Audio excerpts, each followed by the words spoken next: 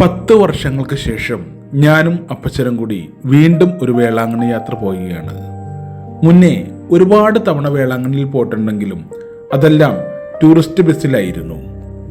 ആദ്യമായിട്ടാണ് ട്രെയിനിൽ വേളാങ്കണ്ണി യാത്രയ്ക്ക് പോകുന്നത്. എറണാകുളം കാരക്കൽ എക്സ്പ്രസിനായിരുന്നു ഞങ്ങളുടെ യാത്ര.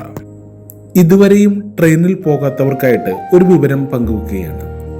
ഞങ്ങൾ ട്രെയിനിൽ കയറിയത് ആലുവയിൽ നിന്നാണ്. രാത്രി 11 മണിയോടെ ട്രെയിൻ ആലുവയിലെത്തി. തൊട്ടടുത്ത ദിവസം പകൽ 11 മണിക്ക് ട്രെയിൻ നാഗപട്ടണം സ്റ്റേഷനിൽ എത്തി. അവിടെ നിന്നും നേരിട്ട് വേളാങ്കണ്ണിക്ക് ട്രെയിൻ കിട്ടുമെന്ന് പറഞ്ഞു. ഞാൻ അത് നോക്കിയില്ല, ബസ്സിന് പോകാൻ തീരുമാനിച്ചു. കാരണം മറ്റൊന്നുമല്ല, പ്രൈവറ്റ് ബസ് സ്റ്റാൻഡിന്റെ നേരെ ഓപ്പോസിറ്റാണ് പള്ളിവക റൂം എടുക്കാനുള്ള ഓഫീസുള്ളത്. റെയിൽവേ സ്റ്റേഷന്റെ പുറത്തേക്ക് ഇറങ്ങുമ്പോൾ ഒരു പള്ളി കാണാം.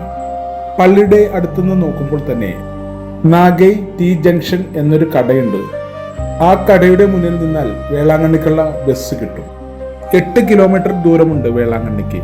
15 രൂപയാണ് പോയിന്റ്. അരമണിക്കൂർ കൊണ്ട് നമ്മൾ വേളാങ്കണ്ണി പ്രൈവറ്റ് സ്റ്റാൻഡിലെത്തും. ഞങ്ങൾ ചെന്ന ദിവസം കർമ്മല മാതാവിന്റെ തിരുനാളായിരുന്നു. അതുകൊണ്ട് കൊങ്ങണി കുർബാനയ്ക്ക് ശേഷം ബാൻഡ് മേളത്തിന്റെ അകമ്പടിയോടെ അവരുടെ ഭയങ്കര ആഘോഷങ്ങളെല്ലാം കാണാൻ സാധിച്ചു. പള്ളിവക റൂം എടുക്കുന്നതിന് നോർമൽ റൂമിന് 450 രൂപയും AC റൂമിന് 1400 രൂപയുമാണ് വരുന്നത്. എന്തൊക്കെ പറഞ്ഞാലും വേളാങ്കണ്ണി യാത്ര അതൊരു അനുഭവം തന്നെയാണ്. എത്ര തവണ പോയാലും ഒരിക്കലും മടുപ്പ് തോന്നാത്ത, മനസ്സിന് സന്തോഷം കിട്ടുന്ന വലിയൊരു അനുഭവമാണ്. ഞങ്ങൾ ചെന്ന ദിവസം പള്ളിയിൽ പണിയെല്ലാം നടക്കുകയാണ്.